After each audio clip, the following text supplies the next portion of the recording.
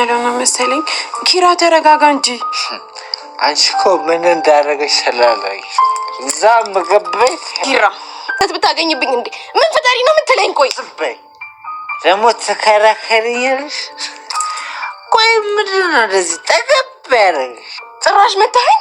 ያው ድጋሚ እጅን እንዳትመልስልኝ እና ቆይ አንቺ ከኔ ጋር የተወዳደርሽ አሁን እኮ አንቺ ባለ ትዳር ነሽ። እሱንማ አውቃለሁ፣ አክብሬውም እየኖርኩ ነው። ሲጀመር ቀለበት ሳታረጊ ባለ ትዳር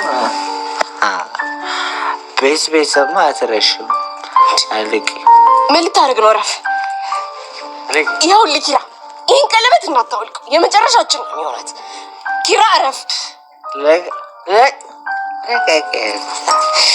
ሳስበው ነፃነት ነፍጎሽ እንደዚህ አሪፍ ነው። ባዶ ይሄ ማነው ብሩኬ በኪራ የምትይው ሰፋ ያለ ይገዛልሽ። ምን አልክ? ለነገሩ አንተ ምን ታደርግ? ሰው እንደሌለኝ የሚፈልገኝ እንደሌለኝ ተሰማክ አይደለ? ችግር የለውም፣ ብዙ ፈላጊ እንዳለኝ ያሳያለሁ። እሺ ኪራና ጽናት በሆነ ባልሆነው መጨቃጨቁን ቀጥለውበታል። አሁን ትዳራቸው አደጋ ላይ ሳይወድቅ አልቀረም። ጽናት በሆነ ባልሆነው መነጫነጭ ጀምራለች። የናሆም የድሮ ፍቅረኛ አርፍ ያልተኛም ብላለች። አሁን ላይ በገንዘብም በውበትም ከምሩ የሚሻለው እኔ ነኝ፣ ስለዚህ በእጅ ሳላስገባ እንቅልፌን አልተኛም በማለት እየተፎካከረች ትገኛለች። ሰላም ጤና ይስጥልኝ ውድና ክቡር የሆናችሁ ቻናሌ ቤተሰቦች እንደምናላችሁልኝ። ለቻናሌ አዲስ ከሆናችሁ ቪዲዮ ላይክ፣ ቻናሌን ደግሞ ሰብስክራይብ በማድረግ ቤተሰብ ሁኑኛል። እስከ ቪዲዮ ፍጻሜ አብራችሁን ቆዩ። ናቲ ራኬብን አጥብቆም ይፈራታል። ከቤትም ሄደህ ሰኒ መጠየቅ አለብህ በማለት ቅዱሴ ይዞት ሄዶ ጥሎትም ሲወጣ እየፈራም ነበረ። ጽናትና ኪራ ከብዙ ጭቅጭቅ በኋላ አሁን ላይ መሄድ አለብን ሄደን እንጠይቃት ብለው በመመካከራቸው ወደ እነሱ ቤት ማቅንተው ነበር። ለትንሽ ልሞት ስል ነው የመጣችሁልኝ ይላቸዋል። ናቲም በመገረም እያየ እሌናም አንተ ቦቅቧቃ አንተ አሁን ወንድ ነህ ለምንድነው የምትፈራው በማለት ብቻ አንዳንድ ነገሮችን ስትጠይቀውም ነበር። እሱም የሆነ ያልሆነውን ሲዘበራርቅላት እንመለከተዋለን። ኪራ ወደ መጸዳጃ ቦታ ሄዶ ነበርና አሁን ላይ ሰኒ እየጠየቀቻት ነው። እናንተ ሁለታችሁ ተቆራርፋችኋል፣ ምንድነው የተፈጠረው እስኪ ንገሪ በማለትም ጠይቃት ነበር። ምንም ነገር አልተፈጠረም። ሰኒም የጓደኛዋን ባህሪ ጥንቅቅ አድርጋ ስለምታውቀው የሆነ ችግርማ እንዳለ እየተመለከቱ ነው፣ ስለዚህ የተፈጠረውን ዝም ብለሽ ንገሪ ብትላትም የራስሽ በሽታ ይበቃሻል፣ ተይው ጠግቦ ነው ትላታለች። በጽናት ንግግር የተገረመችው ሰኒ እንዴት ባለቤትሽን ጠግቦ ነው ትይዋለሽ? ለምንድነው እንደዚህ እንዲፈጠር ያደረግሽው? በማለት ንገሪ ብትላትም ስላልነገረቻት ተይው አላስገድድሽም ትላታለች። ምሩ ጓደኛዋን ሰኒን ለመጠየቅ ወደ እሷ ቤት ስታመራ ነበርና የናሆም የድሮ ፍቅረኛ በድንጋይ ልትፈነክታት ስትል ሰራተኛዋ ሀዊ ደርሳ አዳነቻት። ሀዊ ክፉኛ ስለተናደደች ከምሩ ደጃፍ ስትደርሺ ብዙ ሰው እንዳለ መመልከት ነበረብሽ፣ ዝም ብለሽ መሰንዘር የለብሽም በማለት አንገት ለአንገትም ገጥማት ነበር። ምሩም በነገሮቹ ተገርማ ጦርነቱን በይፋ ጀምረሽዋል በማለት ብቻ አንዳንድ ነገሮችን ከተነጋገሩ በኋላ ናሆሜን በእጅ አስገባዋለሁ፣ ካንቺ ደግሞ እኔ እሻላለሁ ብላታለች። እኔ ማን እንደሆኑ አላወቅሽኝም፣ በውበትም በመልክም በሀብትም የምበልጥሽ እኔ ነኝ፣ ስለዚህ ልጁን በእጅ አስገብቼ አሳይሻለሁ ብላም ታባታለች። ብዙ ስድብና እርግጫ ከቀመሰ በኋላ አሁን ላይ በኪያ ፍቅር ሳይያዝም አልቀረም። ያለሷ አልበላልህ አልጠጣልህም ብሎታል። ኪያን ቀድሞ ቢይዛትም ነገሮችን ግልጽ አርጋ ስላልተናገረች ቀስ በቀስ እያበሰለችው ትገኛለች። ሁለቱም አሁን ፍቅር የያዛቸው ይመስላሉ። ግን አሁንም ለጎረጥ እያያቸው ይገኛል። ምክንያቱም ሄኖክ ከዚህ በፊት ብዙ ሴቶችን ሲያማግጥ ስለነበር እህቱ የሚመጣበትን እንዲሁ በቀላሉ ሊቀበለው አልቻለም። ጽናት ከኪራ ጋር ስለተጣላች ክፉኛ ደብሯት ሳሎን ላይ ኩርመሽ ብላ ተቀምጣም ነበር። እሌና መጣ። አሁንስ ጨነቀኝ፣ እናንተ ለምንድነው የምትጣሉት? ምን ሆነሽ ነው በማለትም ጠይቃት ነበር። ጽናትም ቀኑ ነው መሰለኝ በጣም ደበር ብሎኛል፣ ታልሆነ ቡና ላፍላለች ስትላትም ቡና በጠጣም ድብርቱን ሊያስለቅቀኝ አልቻለም። አንቺ ውስጥሽ ሰላም ካልሆነ እኮ ቡና ብጠጭም ድብርትሽን ሊያስለቅቅልሽ አልቻለም በማለት ጸባዩ እንደተቀየረም በዛው እየነገረቻት ነው። እንደዛ እኔን ከምትመክሪማ ምን አለበት ኪራንም ብትመክሪው በማለት ትመልስላታለች።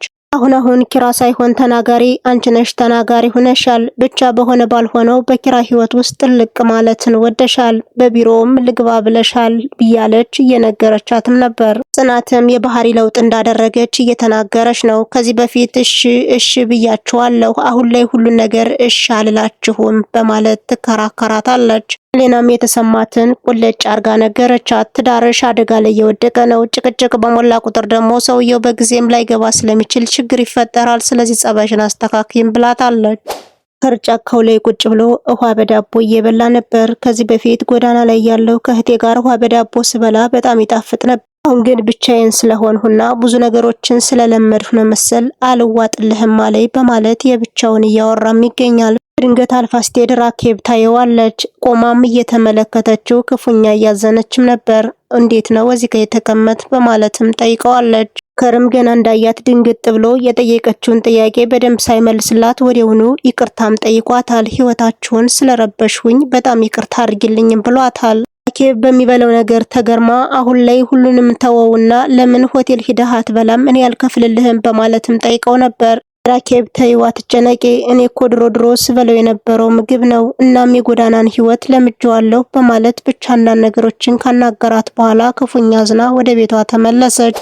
ክብሮም ሰኒንና ጆከርን ለመለያየት ደፋ ቀና እያለም ይገኛል። ሌላንም ይቅርታ ከጠየቃት በኋላ ሁለቱ እንዲጣሉ እንድታግዥኝ እፈልጋለሁ በማለት እያሳመናት ነው። ወለኛዋ ሀና ካፌ ያገኘችውን ሰው ስልክ ቁጥሩን ከተቀያየረች በኋላ በአንድ ቀን ፍቅር እያጫወታት ትገኛለች። ስራዋን ከተወች በኋላ ከኪራ ቢሮ ቁጭ ብላም የሆነውና ያልሆነውን ስታወራም ነበረ። ኪራ መጥቶም አለቃ ዝም በል ላውራበት በማለት አለቃዋን ሳታከብር ስልኩን ብቻ እያወራች ነበር። ኪራም ትዕግስት ከተላበሰ ሰንበትበት ብሏልና ስልኳን እስከምጨርስ ሊጠብቃት ቢሞክርም ግን ደግሞ ንግግሯ ስላላማረው ስልኩንም ቀምቶ በእጇ ሰጧት ነበር። አርፈሽ ስራሽን ስሪ በማለት ክፉኛ ስለተናደደች አለቃ ምን አለበት አሁን እንኳን ሰው ባገኝ እኔ ትዳር ቢይዝ ለምንድነው የሚደብርህ በማለትም ጠይቀው ነበር። አርፈሽ ስራሽን ስሪ፣ ይህን አንድ ቀን ያገኘሽውን ሰው ነው እንደዚህ የቆጤ ባጡን የምታወሪው በማለትም ጠይቋት ነበረ። አዎ ዛሬ ነው ቡና መጠጣት ወጥቼ ስልክ ተቀያይረን እንደዚህ የማወራው በማለት ያለውን እውነት ተናገረች። ስራውን ትተሽ ለምንድነው ካፌ ለካፌ የሚያዞርሽ በማለት አንጃ ግራንጃ መነጋገር ጀምረዋል። እንዲያውም ስራ አልሰራም ትለዋለች። እንግዲያስ ዛሬ ጀምሮ ስራሽ ተባረሻልም ትባላለች። እናም ጸባዩ ስለገባት የእውነቱን አምሮሮ ነው እንዴ ኧረ እኔ ስቀልድህ ነው በማለት ተለልም አድርጋ እሱ እንዲረጋጋ አደረገች።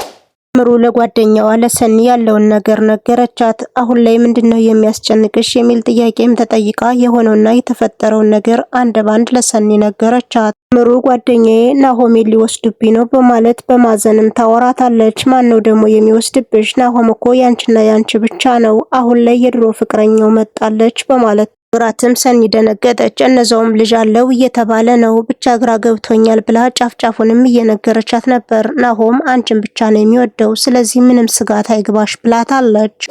ወዳችሁና የማከብራችሁ የቻናል ቤተሰቦች እስከ ቪዲዮ ፍጻሜ አብራችሁ ስለነበራችሁ ከልቤ እያመሰገንሁ በሌላ ቪዲዮ እስከምንገናኝ መልካም ምሽት ይሁንላችሁ።